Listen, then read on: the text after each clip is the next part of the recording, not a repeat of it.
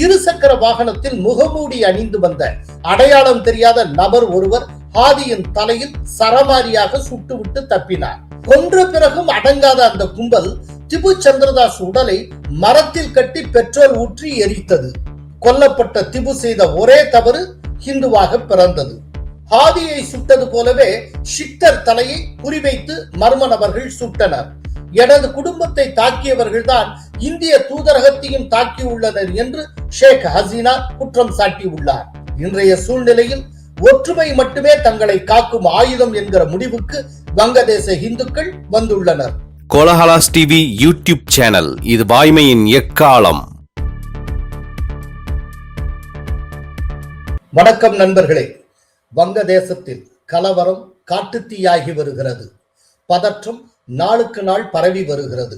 கடந்த 2024 ஆண்டு வங்கதேசத்தில் நடந்த மாணவர் போராட்டத்தில் முன்னணி வகித்த இன்குலாப் மஞ்ச் எனும் இஸ்லாமிய அடிப்படைவாத இளைஞர் அமைப்பின் தலைவரான 32 வயது ஷரீப் உஸ்மான் ஹாதி என்பவர் மர்ம நபர்களால் சுட்டுக் கொல்லப்பட்டார். ஷரீப் உஸ்மான் ஹாதி அடுத்த ஆண்டு பிப்ரவரியில் நடைபெறும் பொது தேர்தலில் போட்டியிட இருந்தார் என்பது குறிப்பிடத்தக்கது.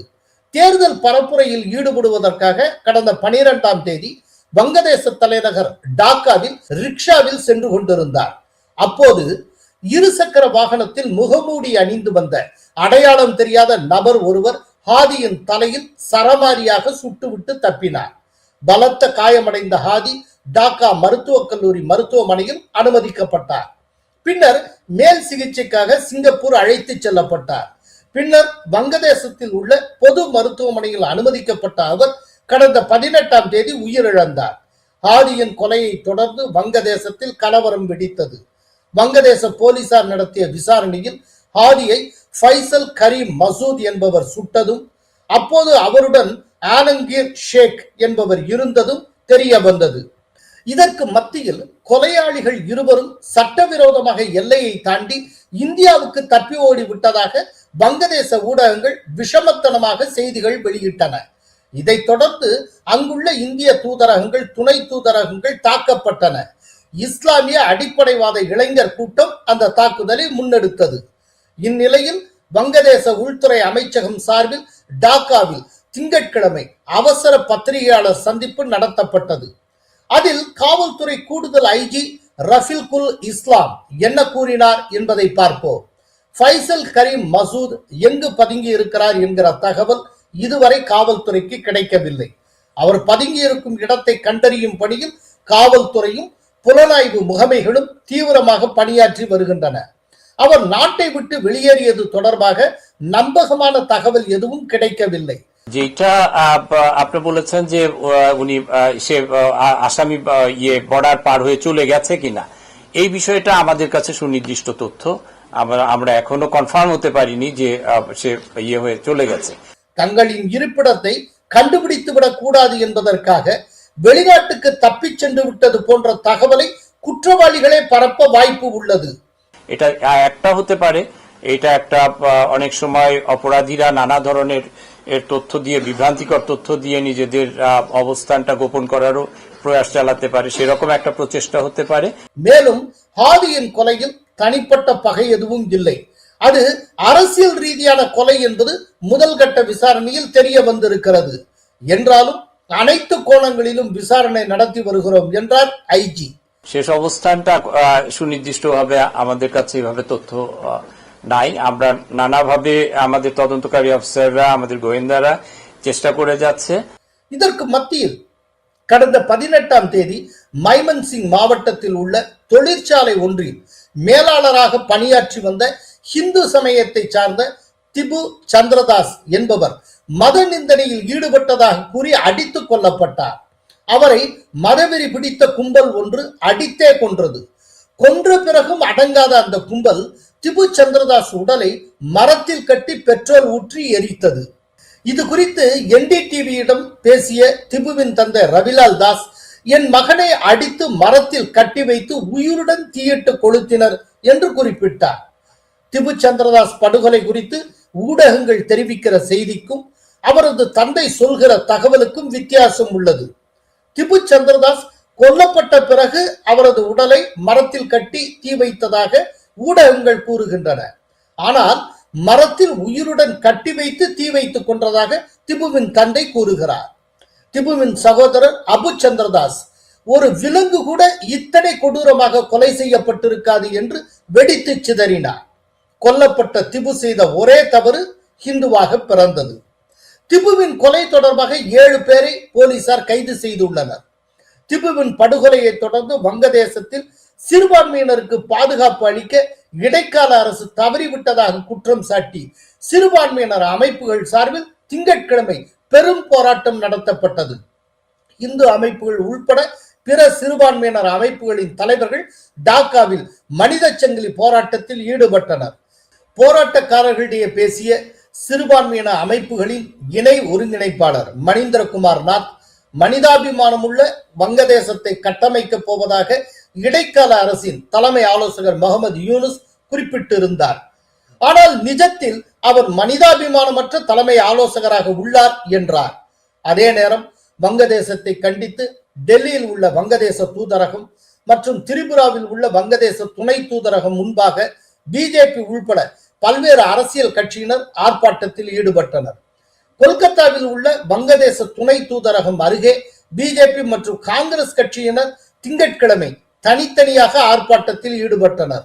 சிறுபான்மையினரான இந்துக்களுக்கு எதிராக தொடர் வன்முறை நிகழ்ந்து வருவதை கண்டித்து மேற்கு வங்க சட்டப்பேரவை எதிர்க்கட்சி தலைவர் சுவேந்து அதிகாரி தலைமையில் பிஜேபியினர் கொல்கத்தாவில் பேரணி நடத்தினர். நிசாம் அரண்மனையில் இருந்து பெக்வாகன் வரை நடந்த அந்த பேரணியில் 2000க்கும் மேற்பட்டோர் பங்கேற்று சாலை மறியலில் ஈடுபட்டனர். அப்போது வங்கதேச இடைக்கால அரசின் ஆலோசகர் முகமது யூனுஸினுடைய உருவ பொம்மையை போராட்டக்காரர்கள் எரித்தனர். ஆர்ப்பாட்டத்தில் சுவேந்து அதிகாரி என்ன பேசினார் என்பதை பார்ப்போம். திபு சந்திரதாஸ் படுகொலையில் தொடர்புடையவர்களுக்கு கடுமையான தண்டனை வழங்கப்பட வேண்டும். இந்துக்கள் மீதான தாக்குதல் தொடர்ந்தால் வரும் வெள்ளிக்கிழமை, அதாவது டிசம்பர் 26ஆம் தேதி 10,000 பேருடன் வங்கதேச துணை தூதரகத்தை நாங்கள் முற்றுகையிடுவோம். மேலும் 24ஆம் தேதி புதன்கிழமை மாநிலம் தழுவிய சாலை மறியல் போராட்டம் நடத்தப்படும் என்றும் கூறினார். दीपूदास से जिंदा जलाया, ये बैठने नहीं दूंगा, ये ताला लगाना पड़ेगा, बैठने नहीं दूंगा. पूरा विश्व का हिंदू समाज ये जो हुआ है. முன்னதாக மேற்கு வங்க மாநில காங்கிரஸ் மூத்த தலைவர்கள் மற்றும் தொண்டர்களும் வங்கதேச துணை தூதரகம் அருகே கூடி வங்கதேசத்தில் இந்துக்கள் மீது நிகழ்த்தப்படும் தாக்குதலை கண்டித்து கோஷம் எழுப்பினர்.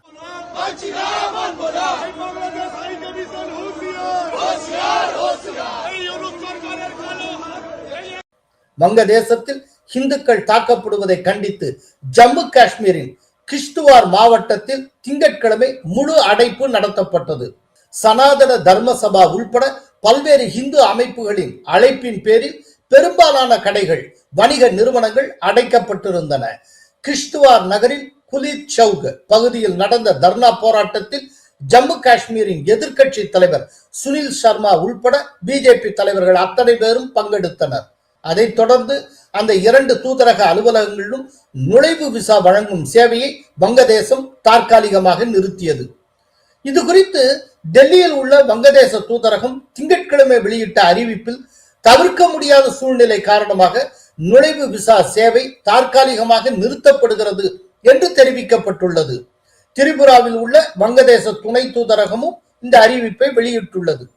அதே போல மேற்கு வங்கத்தின் சிலிகுரியில் வங்கதேச அரசு சார்பில் பணியமர்த்தப்பட்டுள்ள தனியார் வங்கதேச விசா சேவை நிறுவனமும் நுழைவு விசா சேவையை தற்காலிகமாக ரத்து செய்திருக்கிறது. இந்த பரபரப்பான சூழ்நிலையில் நேற்று முன்தினம் திங்கட்கிழமை வங்கதேசத்தில் முதலப் ஷிக்தர் என்பவர் சுடப்பட்டார். அவர் கடந்த ஆண்டு போராட்டத்தின் போது புதிதாக உதயமான தேசிய குடிமக்கள் கட்சியின் கல்னா மண்டல தலைவராவார். கட்சியின் தொழிலாளர் முன்னணி மத்திய ஒருங்கிணைப்பாளராகவும் உள்ளார். அவர் மீது தென்மேற்கு குல்னா நகரில் தாக்குதல் நடத்தப்பட்டது. ஹாதியை சுட்டது போலவே ஷிக்தர் தலையை குறிவைத்து மர்ம நபர்கள் சுட்டனர். இந்த தகவலை அந்த கட்சியினுடைய இணை முதன்மை ஒருங்கிணைப்பாளரும் மருத்துவருமான மெஹமூதா மிது தன்னுடைய முகநூல் பக்கத்தில் பதிவிட்டிருந்தார். உயிருக்கு ஆபத்தான நிலையில் குல்னா மருத்துவக் கல்லூரி மருத்துவமனையில் ஷிக்தருக்கு தீவிர சிகிச்சை அளிக்கப்பட்டு வருகிறது. ஹாதி உயிரிழப்பால் வங்கதேசத்தில் வன்முறை வெடித்த நிலையில் ஷிக்தர் மீதான தாக்குதல் அங்கு பதற்றத்தை மேலும் அதிகரித்துள்ளது. இந்த சூழலில் கொல்லப்பட்ட திபு சந்திரதாஸ் குடும்பத்தினரை அந்நாட்டு கல்வித்துறை ஆலோசகர் அப்ரா நேற்று செவ்வாய்க்கிழமை சந்தித்து ஆறுதல் தெரிவித்தார். தலைமை ஆலோசகர் முகமது யூனுஸினுடைய இரங்கலையும் அவர் பகிர்ந்து கொண்டார்.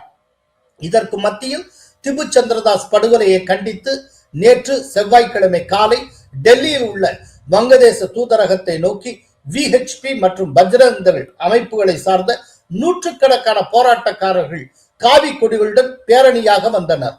வங்கதேச அரசுக்கு எதிராகவும் இந்துக்களுக்கு பாதுகாப்பு அளிக்க கோரியும் அவர்கள் முழக்கமிட்டனர். தூதரகத்திலிருந்து 800 மீட்டர் தொலைவிலேயே போராட்டக்காரர்களை போலீசார் தடுத்து நிறுத்தினர். அப்போது போராட்டக்காரர்கள் தடுப்புகளை உடைக்க முயன்றதால் தள்ளுமுள்ளு ஏற்பட்டது. நிலைமை கட்டுக்கடங்காமல் போனதால் போலீசார் தடியடி நடத்தி போராட்டக்காரர்களை கலைத்தனர். செய்தியாளர்களிடம் பேசிய போராட்டக்காரர்கள் வங்கதேசத்தில் சிறுபான்மை இந்துக்களுக்கு பாதுகாப்பு இல்லை. திபு சந்திரதாஸ் படுகொலைக்கு காரணமானவர்கள் மீது அந்த நாட்டு அரசு கடும் நடவடிக்கை எடுக்க வேண்டும்.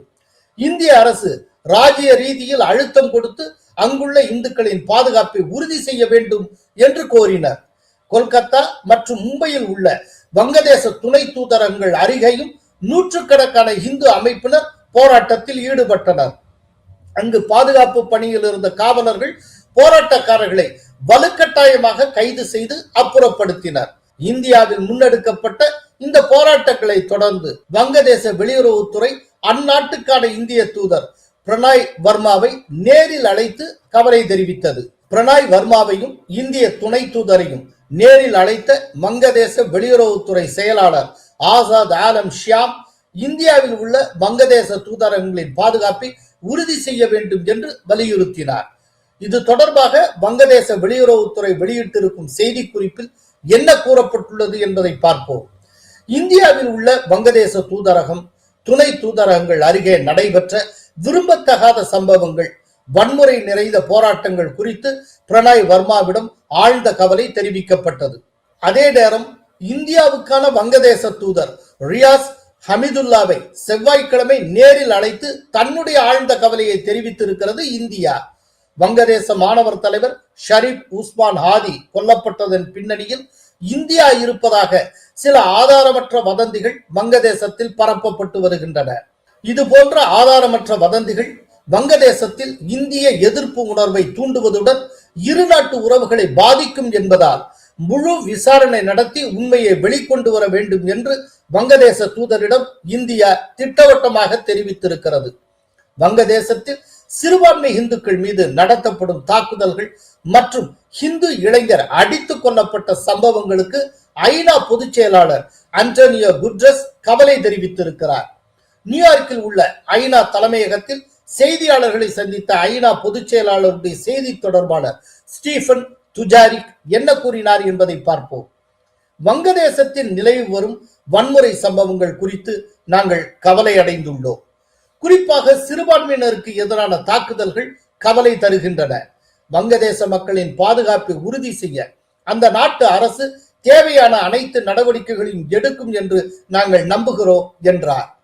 இந்த விவகாரத்தில் வங்கதேச அரசுக்கு அமெரிக்க நாடாளுமன்ற மாகாண பேரவை உறுப்பினர்கள் சிலரும் கண்டனம் தெரிவித்துள்ளனர். இந்நிலையில் வங்கதேசத்தின் நிலவும் வன்முறை குறித்து ஆங்கில செய்தி சேனல் ஒன்றுக்கு முன்னாள் பிரதமர் ஷேக் ஹசீனா பேட்டி அளித்திருக்கிறார். அதில் அவர் என்ன கூறியுள்ளார் என்பதை பார்ப்போம். வங்கதேசத்தில் இந்தியாவுக்கு எதிரான விரோதம் பயங்கரவாதிகளால் வளர்க்கப்படுகிறது. வங்கதேசத்தில் முகமது யூனுஸ் தலைமையிலான இடைக்கால அரசின் ஆட்சியில் பயங்கரவாதம் பெருகி இருக்கிறது. சட்டம் ஒழுங்கு சரியில்லாததால் வங்கதேசத்தின் மீதான நம்பகத்தன்மை சர்வதேச அரங்கில் சரிந்து வருகிறது. முகமது யூனுஸ் பயங்கரவாதிகளை அமைச்சராக்கி இருக்கிறார். சர்வதேச பயங்கரவாத அமைப்புகளுடன் தொடர்பு உள்ளவர்களை ஆதரிக்கிறார். தலைமை ஆலோசகர் முகமது யூனுஸுக்கு ஒரு சிக்கலான நாட்டை நிர்வகிப்பதில் அனுபவம் இல்லை. அவர் ஓர் அரசியல்வாதியும் அல்ல. இந்தியாவுடனான உறவில் ஏற்பட்ட விரிசலுக்கு இடைக்கால அரசுதான் காரணம். எனது குடும்பத்தை தாக்கியவர்கள்தான் இந்திய தூதரகத்தையும் தாக்கியுள்ளனர் என்று শেখ হাসিনা কুট্রম সাটিউল্লাহ। যে দীপক দাস তাকে মিথ্যা অপবাদ দিয়ে নবীজি সম্পর্কে নাকি কটূক্তি বলেছে, তার কোনো আজ পর্যন্ত কোনো দৃষ্টান্ত দেখাতে পারলো না, কোনো প্রমাণ দেখাতে পারলো না, কিন্তু তাকে ধরে এমন ভাবে অত্যাচার করলো, এমন ভাবে মারলো, শুধু পিটিয়ে পিটিয়ে মারলো তাই না, পা বেঁধে রেখে আবার আগুন দিয়ে পোড়ালো। এরা কি মানুষ? ওদের চেহারাটা মানুষ দেখলো এরা কত বিভৎস, কত জঘন্য, কত নোংরামি। কোথার দিকে এই দানবরা আসছে বাংলাদেশে, কাদেরকে খাওয়ার পড়া মানুষ করলাম সেটাই আমার এখন চিন্তা। খুবই কষ্টদায়ক, আমার সান্ত্বনা দেওয়ার ভাষা নাই। কিন্তু আমরা বুঝি, আর কেউ বুঝি না বলে আমি বুঝি। স্বজন হারা বেদনা, আর বাবার সামনে ছেলে আর বাবা ছেলের লাশ উঠাবে, এটা তো কেউ কোনো বাবা চায় না, কোনো বাবা চায় না। আপনি ধৈর্য ধরেন, আর কি বলবো। আসি, বেঁচে যখন গেছি, যত দূরেই থেকে আমি আসি আপনাদের সাথে, আপনাদের পাশেই আছি, আর এর বিচার হবে ইনশাল্লাহ। এটুকু খালি ধৈর্য ধরেন, বিচার হবে। வங்கதேசத்தில் அதிகரித்து வரும் பதற்றம் 2 விளைவுகளை உருவாக்கி உள்ளது. ஒன்று, இந்தியாவுக்கும் வங்கதேசத்திற்கும் இடையிலான உறவு மேலும் சீர்குலைந்துள்ளது. 2, வங்கதேசத்தில் உள்ள இந்துக்கள் முன்னை காட்டிலும் ஒன்றுபட்டு வருகின்றனர். இன்றைய சூழ்நிலையில் ஒற்றுமை மட்டுமே தங்களை காக்கும் ஆயுதம் என்கிற முடிவுக்கு வங்கதேச இந்துக்கள் வந்துள்ளனர். வங்கதேச இந்துக்கள் மத்தியில் புதிய எழுச்சி தொடங்கிவிட்டது. களத்துக்கு வர அவர்களும் தயாராகிவிட்டனர். நன்றி, வணக்கம். கோலஹலாஸ் டிவி யூடியூப் சேனல், இது வாய்மையின் எக்காலம்.